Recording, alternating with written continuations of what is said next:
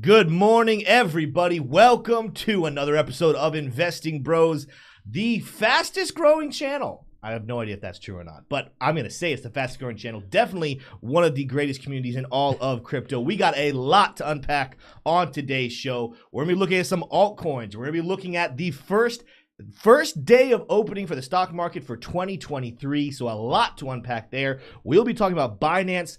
And there's been a crazy prediction made for Cardano that by the end of this month, it is going to rally over 100%. We will analyze that prediction and see, is that potentially true? Make sure you don't miss a single second of it, but I cannot wait to engage with all of you guys. First, though, I'm going to throw it over to T-Shroom. T-Shroom, how are you doing this morning? How was your night last night?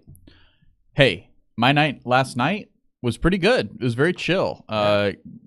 You know, I didn't actually have a whole lot of work to do, so I just kind of hung out with Amanda, and we had a really good time. But my quote of the day today is from none other than Oprah. We don't hear about her or from her for a lot, so let's hear from Oprah. She said, "Understand that the right to choose your own path is a sacred privilege. Use it. Dwell in possibility." Wow. Some really wise words to start off our year. Oprah, you know, that's a... Didn't think we were going that direction this morning. And nobody's a bigger fan of Bitcoin than Oprah. And today is Bitcoin's birthday. It is. I forgot to mention on the opening. I said the title, though. Happy birthday, Bitcoin. 14 years ago, the first Bitcoin was mined. Man, I can't believe I didn't throw that into the beginning of the stream, but it is fun. Last night was a crazy night. I was telling T-Shirt this morning, I did a leg workout last night. And usually I do legs, like adductors will get sore, quads will get sore. Neither of those are sore. It is straight glutes for me this morning that are sore like crazy. Do you think you're going to get DOMs later? No, I think I'll be good. Glutes are like one of the stronger muscles in the body that recover faster than others because you have to use, if you stand up. Like the only people that don't use their glutes are people that are like laying down all day every day. Yeah. No, another big thing happened last night. So Damar Hamlin, and some of you guys don't know who that is. It's a football player, and you might be wondering, Tim, why are you talking about a football player right now in crypto? Which, by the way, we're going to talk about football when it's relevant to talk about football. But super, super, super sad thing happened last night. And the good news is that he is still in the hospital. He's there. He was hit last night in the chest. So this is a safety in the American football team. He was hit in the chest. It was crazy because if those of you who were watching the game or saw a replay of it, he got hit in the chest, stood up for like a second. So everything's fine. Collapsed. His heart stopped. They administered CPR on the field for 9 minutes. Some people presumed he was dead on the spot, although that was never said.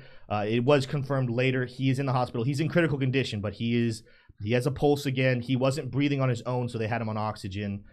So we'll wait for more information. But it didn't really matter who you were or where you came from. It was a moment that is going to go down in history. Like I think one other time in American football history a player died in the field. People thought that was going to be the second, and of course viewed by many more people in a game that was probably the biggest game of the NFL season so far. These two teams, the Bills and the Bengals, are two of the favorites to win the Super Bowl, but this obviously was way more important. They ended up suspending the game. Who knows if it's even going to be replayed? I know the Bills players are back in Buffalo today. So was he hit? He was hit. So the wide receiver, that's what's crazy. Wide receiver, shoulder to the sternum. And it was a hard hit. I mean, and they tell you in football, when you get hit in football, it's like getting hit by a car. Yeah. And it went straight to his chest. Yeah. And so he suffered cardiac arrest. Again, they had to use a defibrillator and apply CPR. And again, the TV didn't catch it, but reports are saying, those who witnessed it, it wasn't just your casual CPR. It was intense. Super scary thing for anyone who was involved. So prayers, if you guys are believers in Jesus, or if you're a believer of another faith and you believe in the power of prayer, be praying right now for Damar Hamlin, 24-year-old, second year in the league, super excited to be. He's doing the thing he loved, and football's a violent game, and it makes you. This is one of those things that makes you stop. And whether you're a football fan or anything else, this is something that should make you stop whatever you do for a living. Whatever your hobbies are, whatever it is, there are things in this life more important than crypto trading. There are things more important than going to your job every day. There's more important than football. There's more important than a lot of things. So praying for him and his family. It's a reminder for anyone that you love and you know reach out today. Let them know you're thinking about them. Let you know you love them, because you never know. You never know when it could be potentially be the last time you see them. Super sad story. I have more thoughts on that. I would be here way too long. There's some. Yeah. I'll say really briefly before we move on. We told you guys before in this channel, we want to be a very uplifting, non-toxic channel. Some of the things I saw last night on Twitter were pretty disgusting. I'm not going to say names. I'm not going to say who. I'm not going to say what. But the amount of people that I saw get political with it right off the bat was disgusting. I don't care where you stand on vaccinations, whether you're a pro-vaxxer, anti-vaxxer, it is irrelevant. A man was fighting for his life and people were turning it political 10 minutes after, he was hit. Wow. People trying to go out and presume that he was already dead when there was no confirmation there with, misinformation.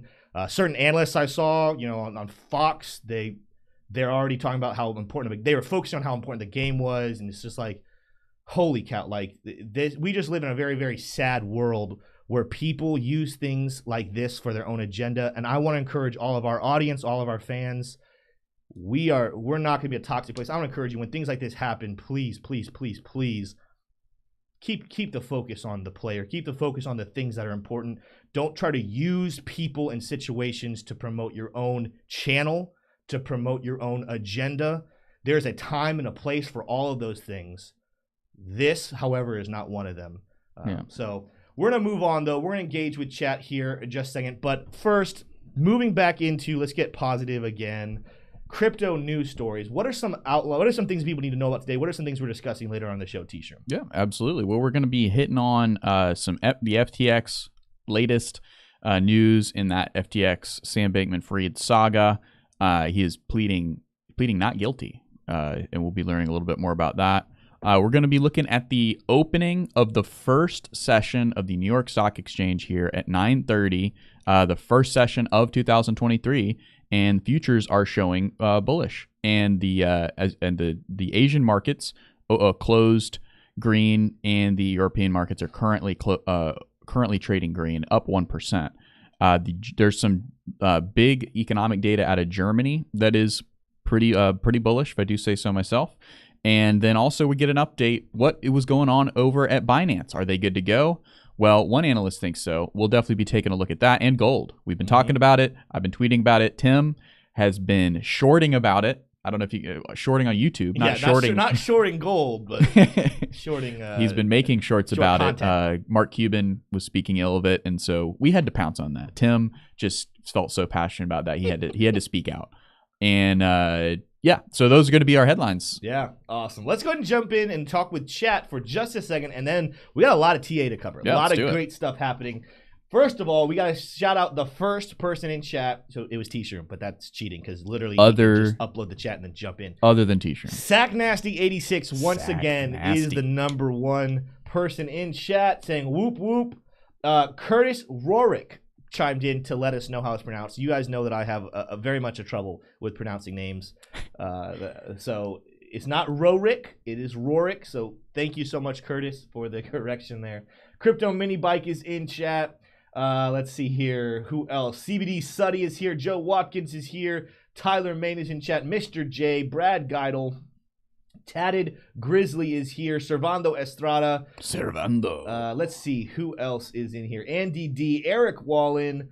Mitch Shaw. Justin Eubanks. Grand Roofing Incorporated. Everyone's favorite moderator. Crypto Sec Guy is here. Brian D. I think I said his name already. Brian Hoskins again here. Welcome, Brian. I know he shouted at me out on Twitter the other day saying that he was super excited to find us and join whenever he can. So, Brian, super excited you are here. Heck yeah, everyone, that's awesome. But I love when people are able to chime in for the first or second time, and they're super excited about it as well. Jabui17 is here. Henry C. Hernandez.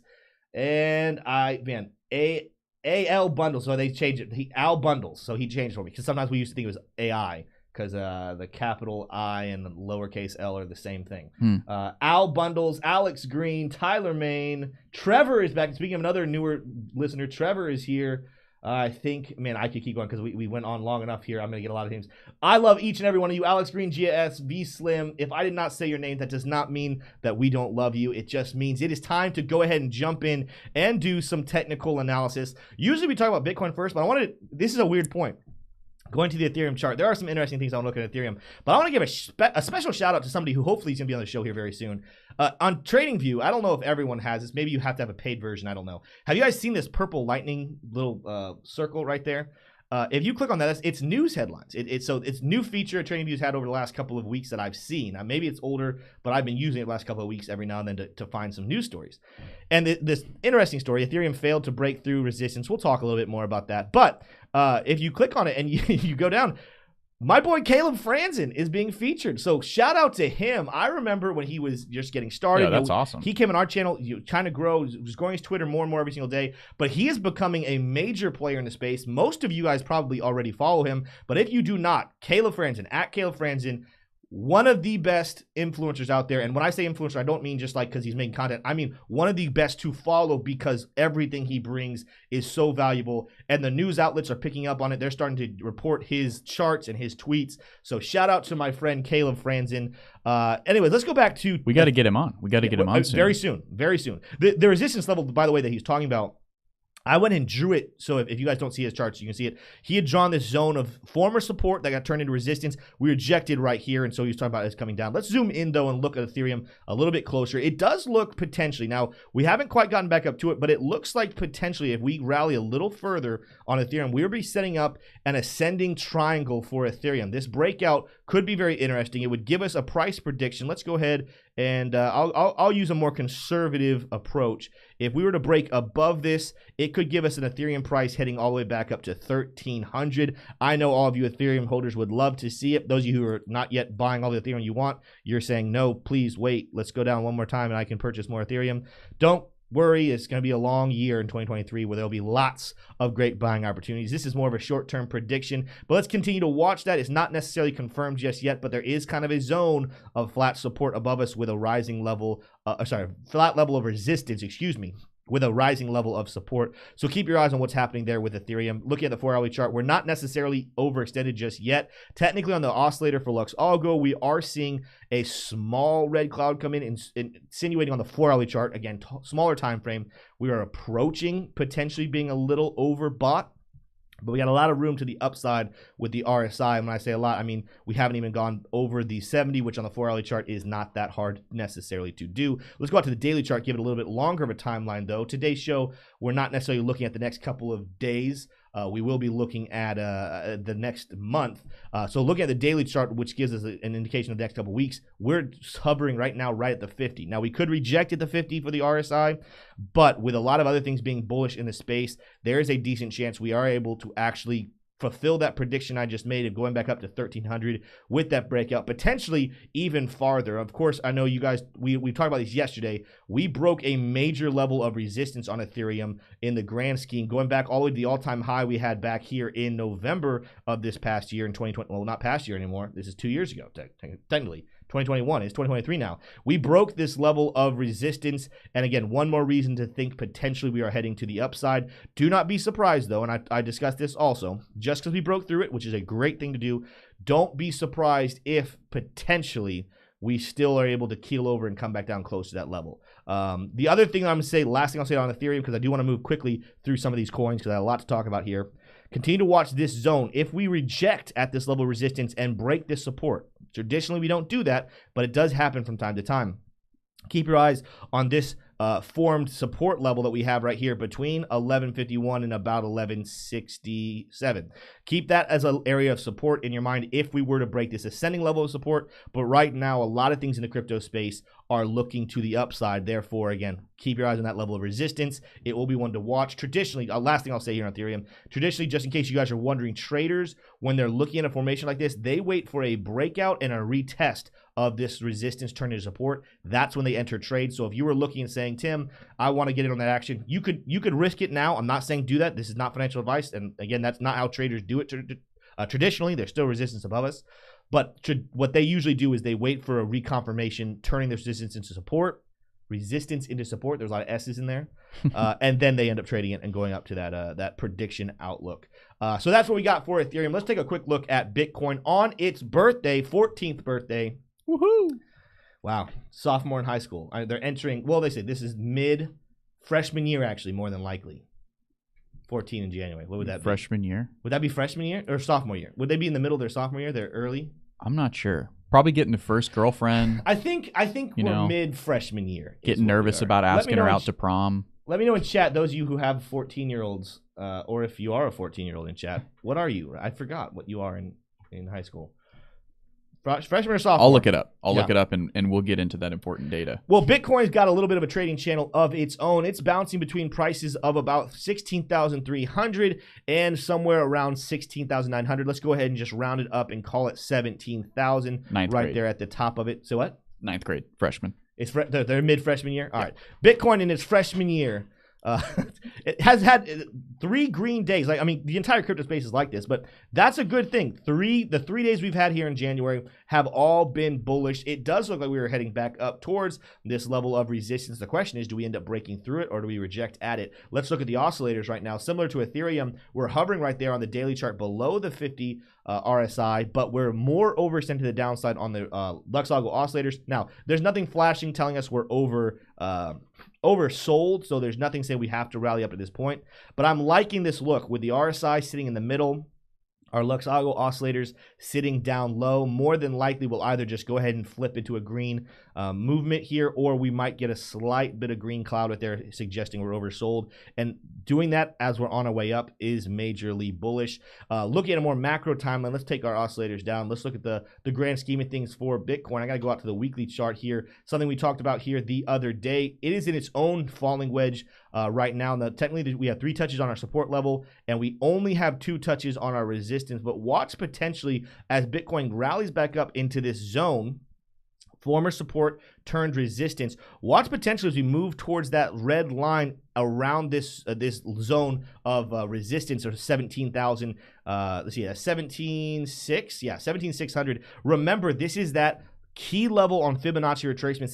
That's the 0.786 level. Traditionally, in past bear markets, we come down below this level. We use it as resistance several times before, after a couple of months, we finally break through it and resume a bull run. This goes in line with what we've been talking about. We talked about this yesterday when we made a lot of predictions for the year of 2023. I do expect, I'm very happy to be wrong, but I do expect a couple more months of sideways action and potentially a new low. I think there's a chance we reject right here at this red line and end up coming down towards the 14,300 area before finally getting a breakout. That does not mean we'll just skyrocket. I do think that it's going to be a very slow, rounded bottom of this bear market as we resume a bull market in late 2023, and then we'll see a lot of the nice work happening in 2024. That's just my prediction. Let me know what you guys think. But in a macro outlook on Bitcoin, that's what I'm looking at, seeing these charts. Let me know what you guys think. I want to move on. Let's go to Cardano.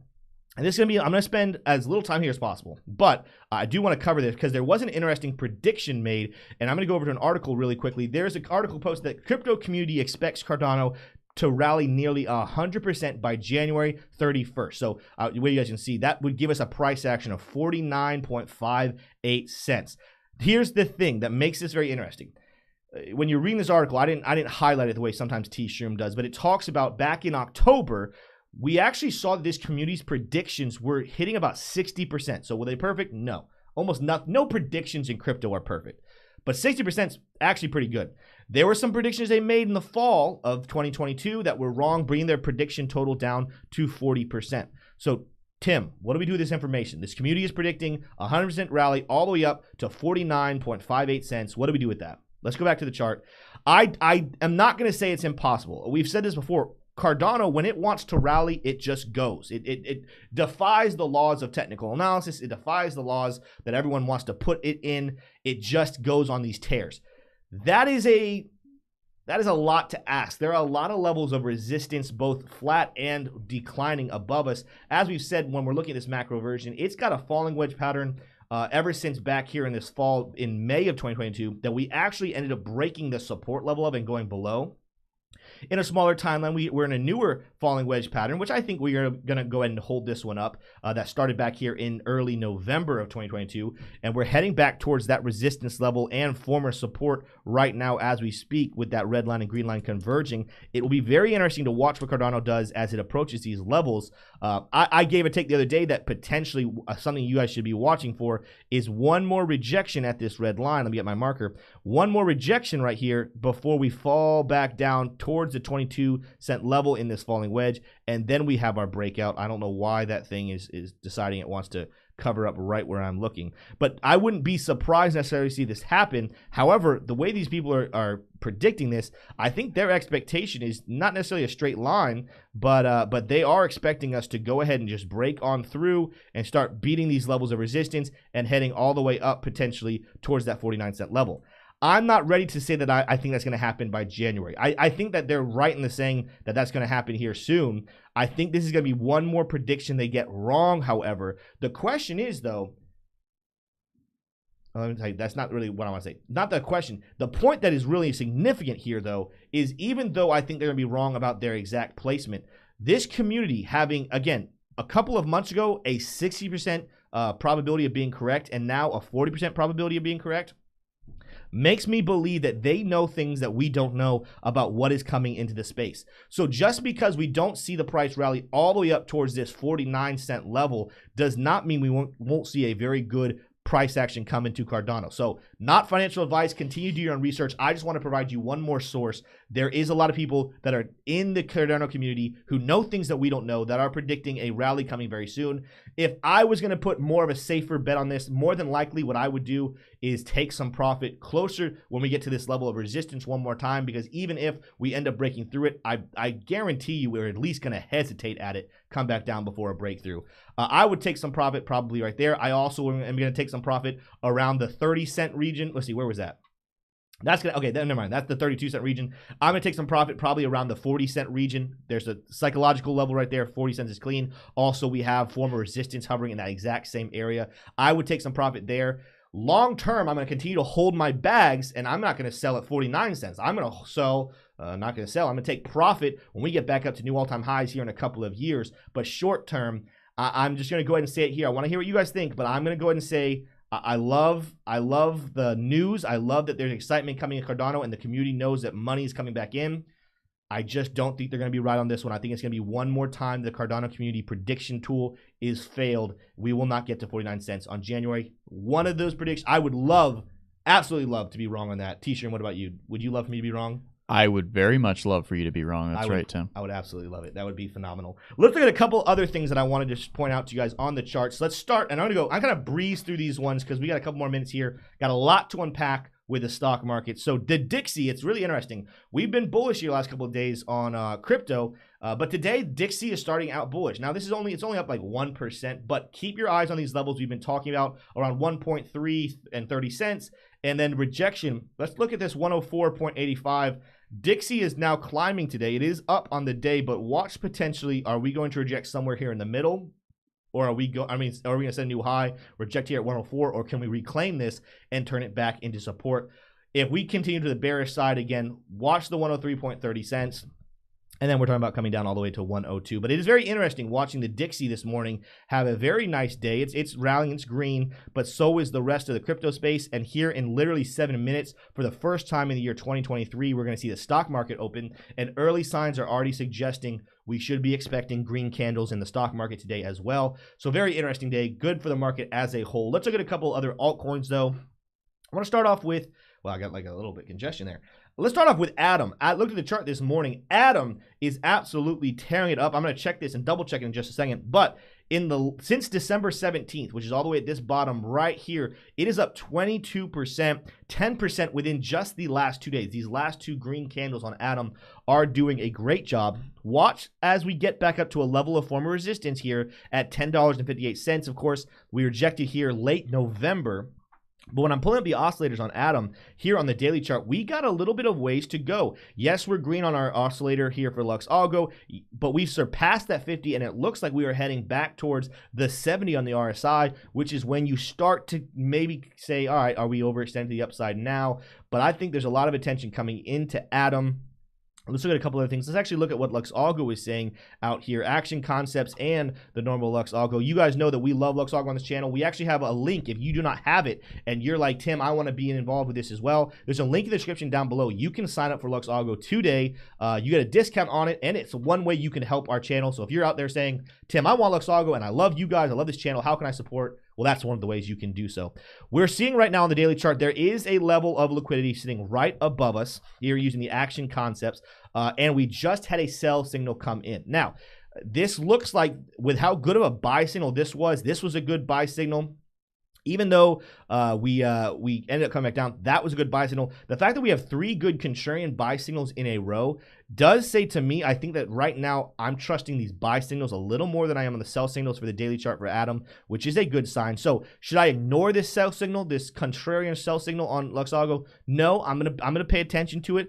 But what kind of gives it some weight is this level of liquidity. But do not be surprised if we're able to push through this level of liquidity. There's going to be a lot of volume, but if we can get some volume in Adam, we might hesitate here for a little bit before beginning to rally just a little higher here. Let's go out and let's look at a smaller time frame, see what's happening here. We are overextended on a 4-hourly chart, which, okay, so I know what I just said. I'm going to go ahead, after looking at this 4-hourly chart, looking at how overextended we are on the RSI, looking at where we are sitting with Luxago, let's go back out to the daily. I would say if you are in an Adam trade, it would not be a bad idea to take some profit here and reevaluate. You know, worst case scenario, we end up rejecting and coming back down. Maybe, you know, let's see here. Let's just pretend we could imagine the exact top being right there. Worst case scenario, we end up rejecting somewhere around here, coming down, maybe back down into golden pocket area around $9.14 before we regroup.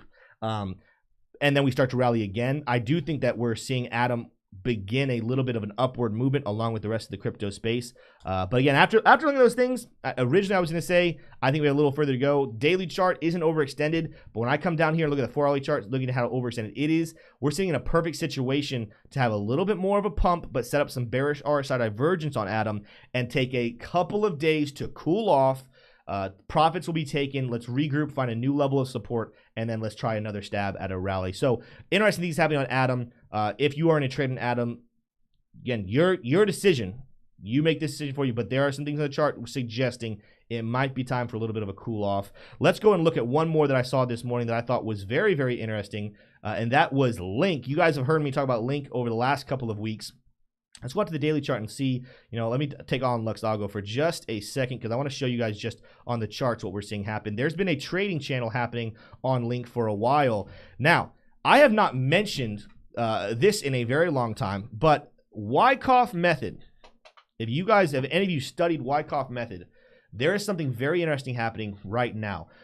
Yes, this has only been since the beginning of May of this year, but, you know, some people, the reason I say that, some people are going to tell you, hey, you have to see several years to see Wyckoff method. I disagree with that statement, especially in crypto where everything is so new.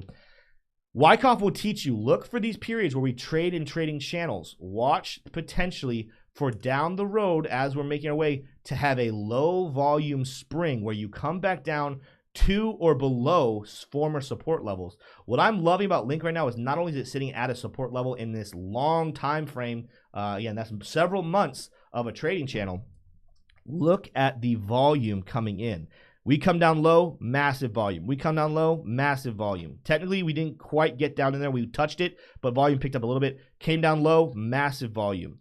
Now we're sitting down deep. This is the lowest we've seen candle body closes in the entire time since May of 2022 for Link, and the volume is nowhere to be seen. Now, well, the way you trade this is what we're going to look for is we're going to look for some high volume to come out of this spring. So as we start to rally up, watch to see, do we get volume coming into the space? If the volume stays low, then potentially we do another one of these where we just come up to here, come back down. Maybe we go up all the way to the top, come back down. But if we get volume to come in, that is the confirmation we need. What's going to happen is going to come up. It's going to retest former resistance levels. This is potentially where you would be entering, and then you see a high volume pump again as we break above these levels. That is what Wyckoff would predict. I'm loving what I'm seeing on Link right now with that low volume bottom. That to me is a place I believe in Link long term. I love its fundamentals. I love what it's doing, and the fact that I'm seeing low volume. I think this is the one that traders and whales are looking at and gobbling up, and they're going to love it. And again, confirmation of that though, look for high volume to come back into the space. That is what I have for you guys on technical analysis for altcoins. Let me know what you guys think. Let me know if there's a project I did not talk about or you've never heard me talk about that you think should be a staple of the show, and we will consider it. With that said, though, we got about 30 seconds before the stock market opens. T-Shroom, what are your thoughts about crypto, and what are your thoughts as we about to have that launch here in just a couple of minutes? My thoughts are Solana, Solana, Solana. Wow. So take a look over here at my chart, and it's not even a chart. But you can see Solana leading the way in the top 20 Cryptos today up 10.7%. Leave us in the chat. Let us know. Do you think that that's a dead cat bounce, or do you think that there is actual institutional and heavy retail investment keyword coming back into the space, or are people just kind of playing the volatility? AVAX and Polkadot, second and third place respectively, and doing pretty well there. Leading from behind is Sheeb and BNB and Dogecoin. So, but not down really that much. When I look over at the charts, we can open up the market today and take a look here. Natural gas down 9%, guys. Really, really coming down even lower. We'll be taking a look at the supports there in just a second. Crude oil down 2.5. That's a lot. That's definitely that's quite a bit. When you compare it to natural gas, it might not seem like a lot, but that's a lot for oil. Let's go ahead and take a look at that.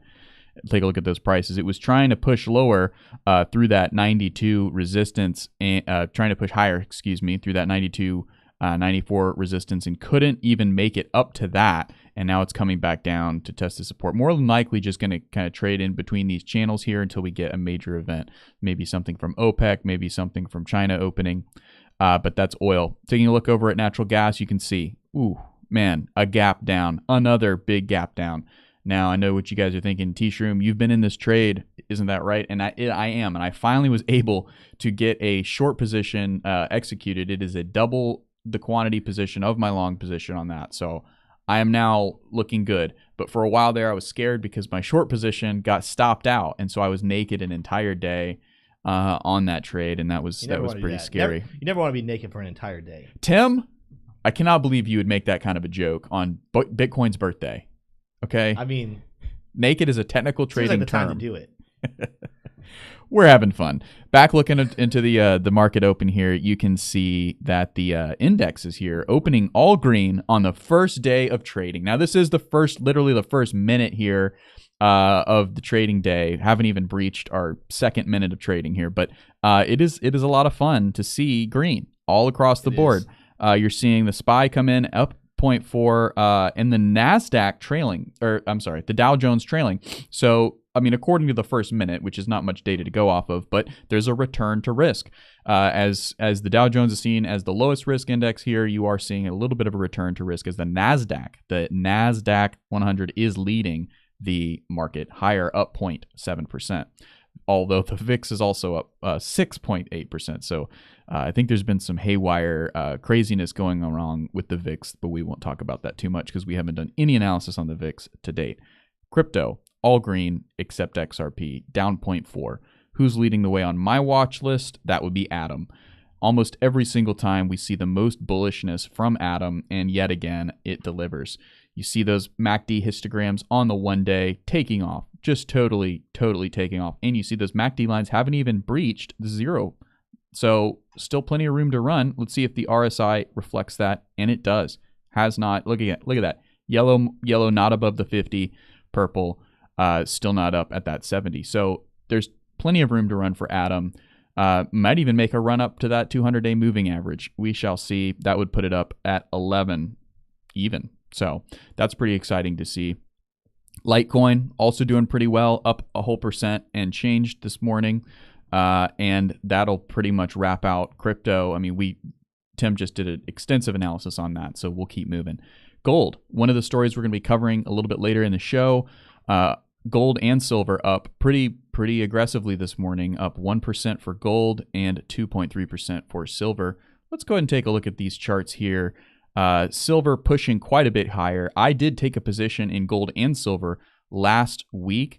I bought some ETFs, non-leveraged, of those metals, and I'm pretty happy about that position. We'll more than likely be adding to that as the week goes on. Gold, not wanting to work with me here. There we go. Gold pushing higher. I had some Fibonacci's drawn here, so that's why you think you're in a circus or think you're in the rainbow taking a look at this chart. But it's pushing higher, looking to potentially break into a new Fibonacci band there. So that's your metals. Now we'll take a little detour over to steel. Why not? As it continues to just kind of flirt here with its 200-day moving average. MACD histograms continuing to basically plateau bearish. So probably more than likely going to come down and test, what is that, 23.50 again, maybe before pushing higher. To be honest, I haven't really been following the fundamental story much with steel, so we'll kind of leave that one alone. But that is what it is, opening green on the first day of the trading for the year. So pretty exciting there for steel markets. Microsoft opening higher. Google leading the way of the fangs, it looks like here. But Tesla down 6.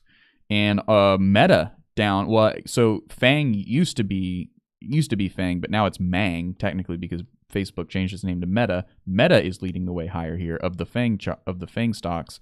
And so that is really good to see. A big bounce on Meta. I have a feeling that this is just the banks trying to create some optimism here in the first quarter, the opening of the first quarter and the year of 2023. It could be the banks doing some outsized buying. I'm not really sure. There's not really a fundamental argument for why this would be super green other than what's happening across the pond, which we'll get to in just a second. Bonds opening up decidedly bearish, including the Great British bonds over there, the 10-year gilt. And then also the Dixie is green. So a little bit of discontinuity there from the bonds and the Dixie, which usually trend together. But the Dixie has found support. Tim, you didn't cover the Dixie just now. So I took a quick look at it. If you have something more in depth you want to go into.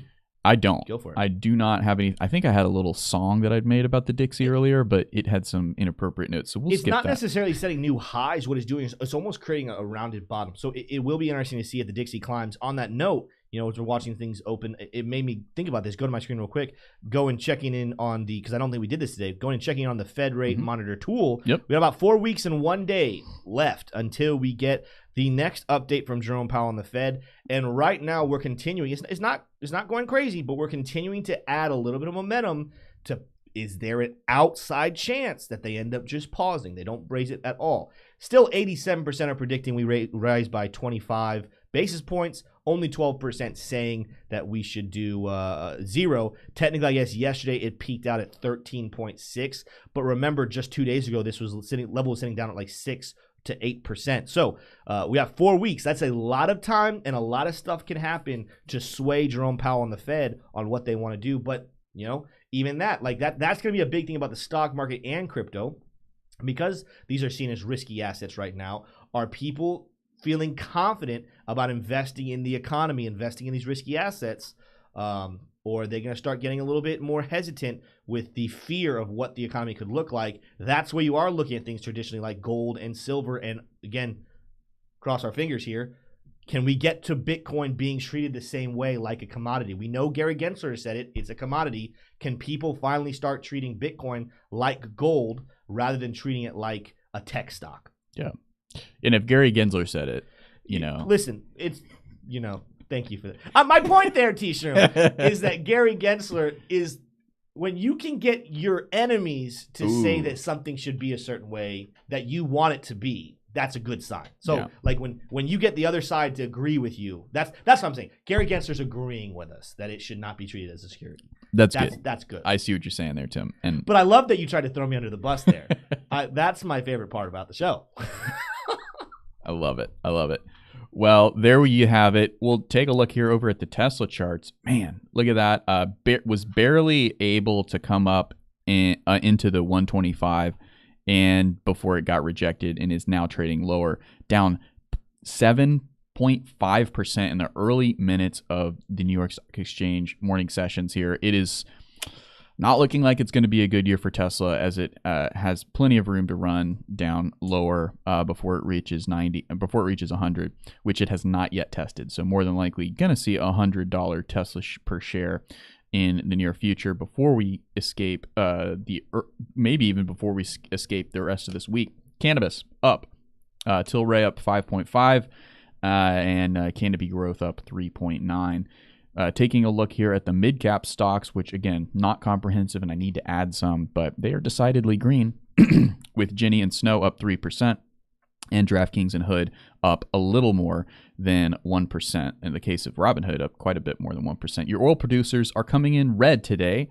as more than likely, that's going to be reflective of why the Dow was lagging compared to the NASDAQ and the S&P. DAO is heavy in energy and industrials. That's what they're referred to as. So Marathon Gas leading the way lower. I have a feeling, though, guys, this is definitely a buy the dip scenario for oil producers, as you're seeing just nothing but strength come out of energy over the last 2 years.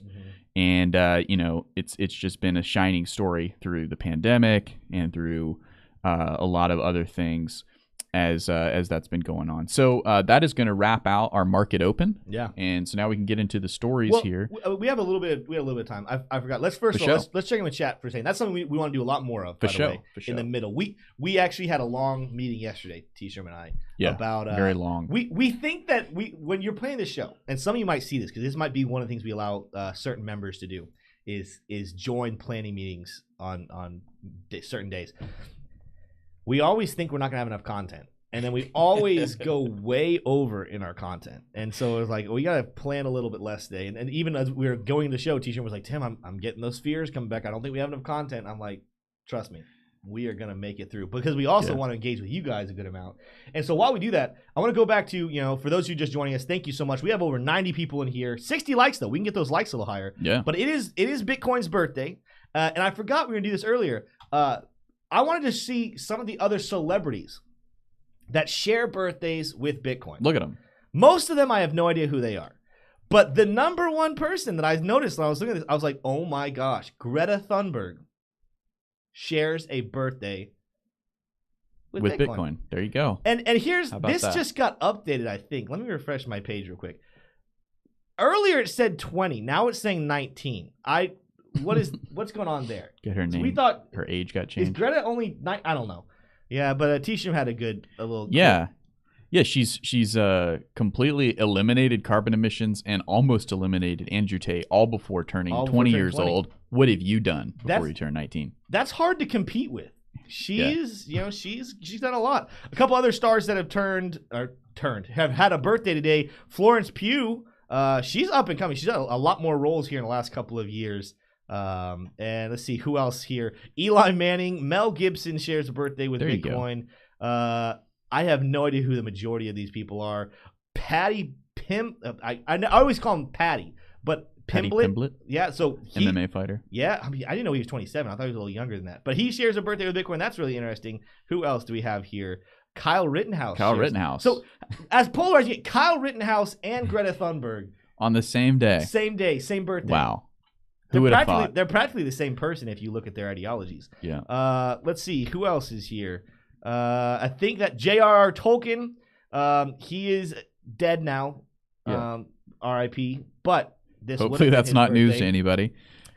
Yeah, I hope I didn't ruin that for people. Yeah. But yeah, so spoiler alert. That is who shares. Let me see. Let's go check in with chat real quickly. And it's 9:42. We got a little bit of time here.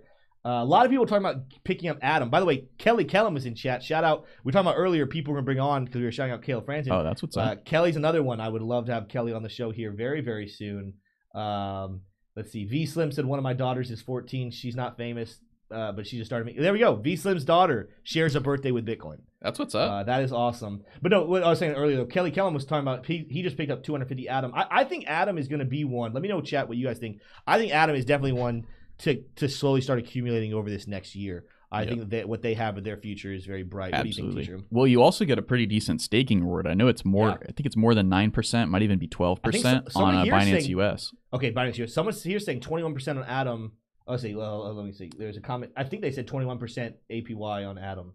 That's high. Yeah. I've not seen that anywhere. But yeah, you can get a little more than 9. Like I said, maybe like 10, 20, 12% on Binance US, and it's only. I think it's like a 1-day lock. Like you could get it out the next day, which is kind of cool. Yeah. Matt C has just joined chat. So those of you who know he has a blue name, he's one of our moderators. We love Matt, but unfortunately the show just starts way too early for him.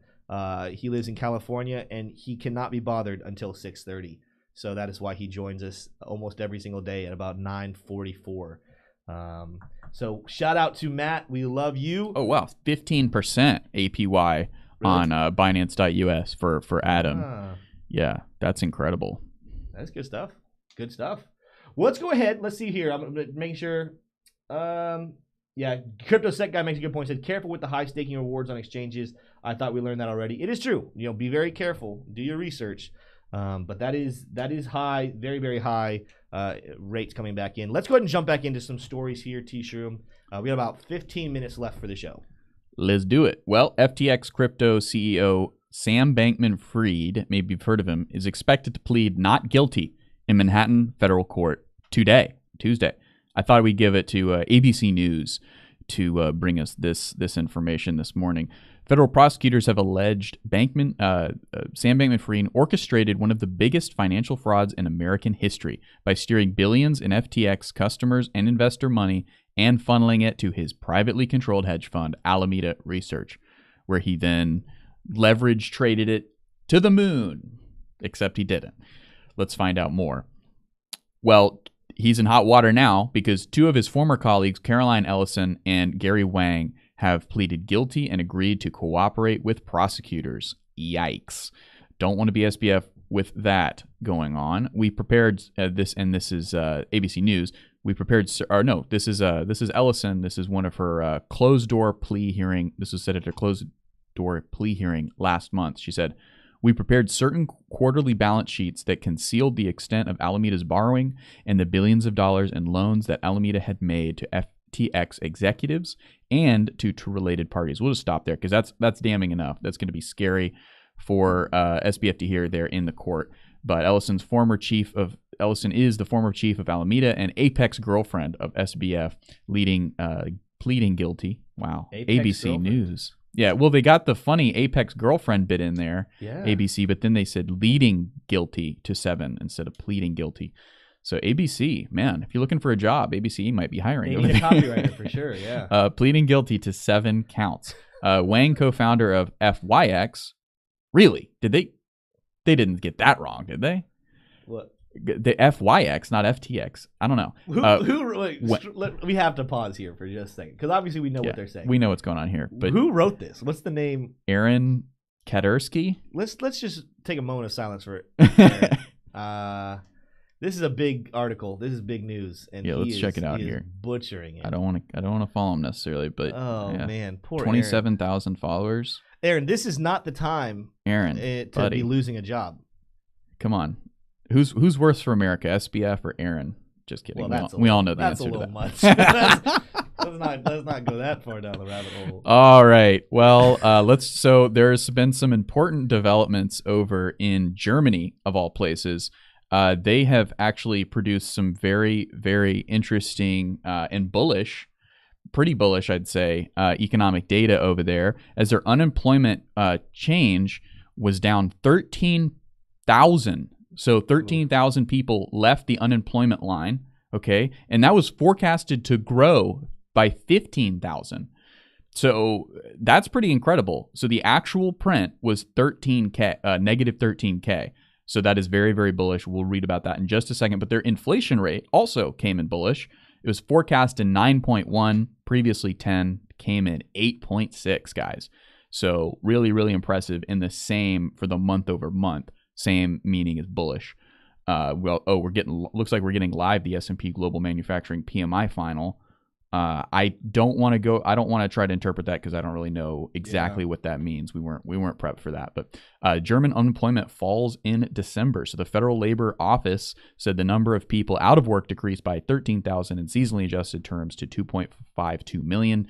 Analysts polled by Reuters had expected that figure to rise by 15,000. The seasonally adjusted jobless rate remains at a stable 5.5. So things looking better over there, stabilizing in the country of Germany. So that could potentially bode well for America. And of course, this is actually moving bearish, but it's still remaining very strongly 25 basis points. Thought we'd bring that up again. Tim already alluded to it, but this is the CME future Fed rate prediction tool.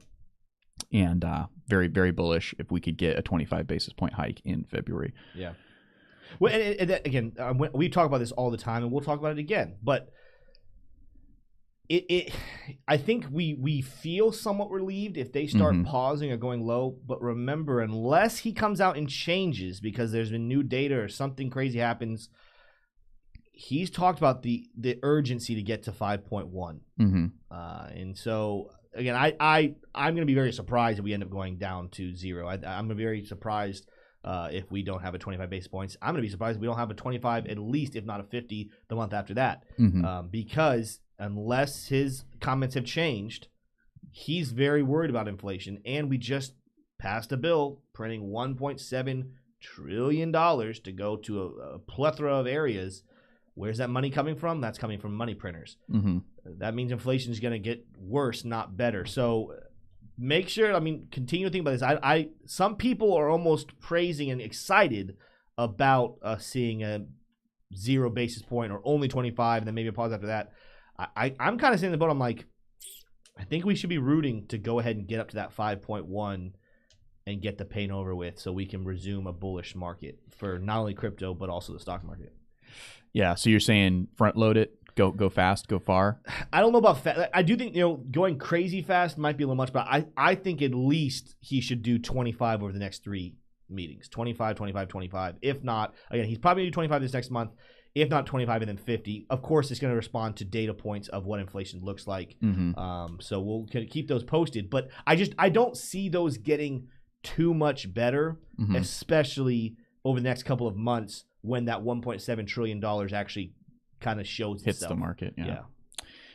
We shall see. Well, we've got plenty of time here, so and I want to bring you another pretty bullish story here, because on the way here, on the driving to the studio, I was thinking to myself, we had all that craziness last week, everybody freaking out about when Kevin O'Leary kind of placed the blame on CZ. Yeah. And then that brought a bunch of speculation about Binance and, their audit wasn't as perfect as it could have been. But then now you don't hear anything about Binance. Well, Bernstein, which is a wealth management company, and you may never have heard of them. I hadn't heard about them a ton. I didn't know. I'd heard the name, but I hadn't known exactly who they are. $779 billion under management. So not a small wealth management firm by any means. This is their opinion on Binance. So Bernstein says crypto exchange Binance is not likely to fail. The exchange demonstrated its robustness, it's a good word, when about $6 billion of customer funds were withdrawn on December 13th. So let's check this out. So Binance is solvent. That's a great start to the sentence. Liquid and stable. And this is evident in the exchange's more than $55 billion in verifiable cold wallet addresses, Bernstein said in a report Monday. Binance's undisputed market leadership has not been an accident. It has a long history of doing right by the customer, the report added, noting that the exchange has made customers whole through hacks and regulatory challenges. The exchange is now around 75% of the global crypto trading market. Progressive steps moving toward an onshore structure are one of the major challenges that Bernstein has identified. As they say, and it kind of makes sense because right now they're a holding company based out of the Cayman Islands, kind of rings a little bit FTX-y, if you ask me. So Bernstein kind of wants them to onshore maybe in the UK or America or somewhere with a little bit more of a robust judicial system, system of being able to monitor things and something a little bit more robust. But also as a challenge, they identify the virtual monopoly that Binance has now that FTX has gone down, the virtual monopoly in the global crypto trading market. So this could potentially pop up decentralized exchanges, which would obviously be a good thing. But then that 75% market share that Binance has would be eroded. And that's how it's going to go. That's not a bad thing, but that's just one of the challenges that Bernstein has observed there. Could be a big challenge for them going forward. So what do you think, Tim? Do you think that Binance needs to onshore, or do you think that they could just keep business as usual there in the Cayman Islands? Transparency would be picked up if they onshored. But here's a good thing, and I know a lot of people have their own opinions, and the truth is none of us that are not working for Binance at the higher levels or doing stuff like that, we don't fully know what's happening there, but they're passing tests with flying colors. They do not appear at this point to be another FTX. They look like they actually had their money back. We've seen it before. if you were watching Sam Bankman-Fried's Twitter as it started to appear that FTX had problems, he was very reassuring of everybody, saying it's not going to be a problem. We're going to be fine. FTX is strong. So, some people are going to say, well, CZ seems really optimistic. Well, it's like, well, we've played that route before where a CEO just flat out lied to our face. I guess theoretically speaking, I don't know. I could be wrong. I don't know of too many lies CZ has said. And technically speaking, you want to give people the benefit of the doubt that they're not liars until they've been proven to lie to you on several occasions. So, but as I stand right now, I'm not I don't have any holdings on Binance. So I'm not, if they end up being fraud, it's not going to hurt me other than affecting the price of crypto, which would hurt my holdings, but I'm not going to lose any money from Binance. For anyone who's holding money on Binance, I also don't think you should just run and rip everything off. I think you should have as much money as possible in cold wallets. My thought is like, hey, I hold my trading portfolio on exchanges so I can quickly trade and move stuff, but my HODL portfolio, I have that off. That's in wallets. Yeah, my own wallets. Smart. Well. So that's continues to trend in the direction of clean bill of health for Binance. I did go ahead and take a lot of funds. I took all my funds out of the staking of Binance, and moved it onto Robinhood, a lot of it. So, better the devil you know. But essentially, I do not see any reason why, by the end of January, I will not have moved the majority of those funds back onto Binance to stake, because there is no staking feature on Robinhood. Well, guys, when you tune in to Tim and I, more than likely you're tuning in because you have been on this crypto journey with us. Well, it's gotten shaky. It's gotten bumpy, especially in this last year, right? A lot of us are holding, bags. A lot of us are in losses right now. I know I sure am when it comes to crypto. But that is why a lot of the reasons why we kind of branded ourselves as the investing bros, because we are definitely kind of looking broadly on all markets now for opportunities. I never stopped. I've been trading stocks since I was in high school. But one thing we want to continue to integrate into our product mix here and what we talk about is gold. And gold is, we've been producing content about it, and it is going to continue to be something that we talk about. So gold has surged to 6-month high, and analysts expect new records in 2023. So gold is something we're continuing to talk about, and for good reason here. Check this out. Gold prices have been on a general incline since the beginning of November. Sound familiar? So November was the beginning of the decline of crypto and equities, as market turbulence, rising recession expectations, and more gold purchases from central banks underpinned demand. Oh, what? Central banks buying gold? Yeah, you heard that right. Check this out. In addition, the de-dollarization seen by several central banks last year when a record amount of gold was bought looked to set to continue, thereby providing a soft floor under the market. Looking ahead, this analyst suggested that key events for gold prices would be Wednesday's minutes from the U.S. Fed and Friday's U.S. jobs report. So that is one thing to keep in mind, guys. We are getting the minutes tomorrow and the U.S. job report on Friday. But gold is getting bought up by central banks, I believe by the BRIC nations. So that would be Brazil, Russia, China, South Africa, and I think that's all. And so, but a lot of central banks around the world are saying, this whole dollar thing, the Dixie's kind of extremely volatile. Yeah, it's going up, but the bonds are a little shaky. You saw what went on in Great Britain with their gilts going down 70% in 3 days. This whole Western financial structure is a little bit sketchy. What's something that we could put our money? Oh, gold. Is gold still around, isn't it? Yeah. There's still gold that you can buy. Well, the central banks are doing just that. They're looking to gold to back their reserves of their own currencies. Now, this doesn't mean really anything now, but it could be the beginning of something much, much more significant. Guys, if you don't have gold in your portfolio, it's something you want to consider. Notice we're not plugging anything. We don't say go to Birch Gold or go to Liberty Gold, whatever it is. We're not saying anything. We're just saying this is an interesting asset to look into going into 2023. As it is a recession asset. Yeah, that's the thing. Is just historically, I made a video, didn't get a lot of views, and that's completely fine. If you guys don't want to watch our videos, that's completely fine. But if you want to go back and watch it, I'm not going to diverge too much of it, but go back and look at the recession we had in the early 2000s all the way through and carrying into that recession we had in 2008 through 2010. if you're looking at those dates and you're looking at this, obviously crypto didn't exist in the early 2000s, but you're looking at the stock market. The stock market traded down during that timeline.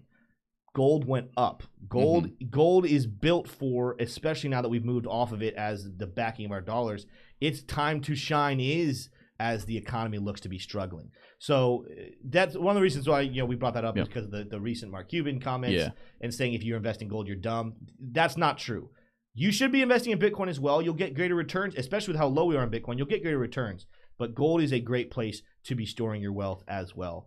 Guys, that is all we have for you in today's episode. It was a great one. We covered a lot of grounds, and it was one of my favorites to shoot so far. Make sure before you leave, you go ahead and smash that like button. If you were new and this was your first time here, thank you for joining us. We go live every single weekday, 9 to 10 a.m. Eastern Standard Time. So make sure you're subscribed. Make sure you share this with all of your friends. And the last one, we're going to be producing a lot more content. We've been doing so make sure you hit that notification bell so you don't miss a single video from us. We love all of you guys. We will see you tomorrow. Have a great day.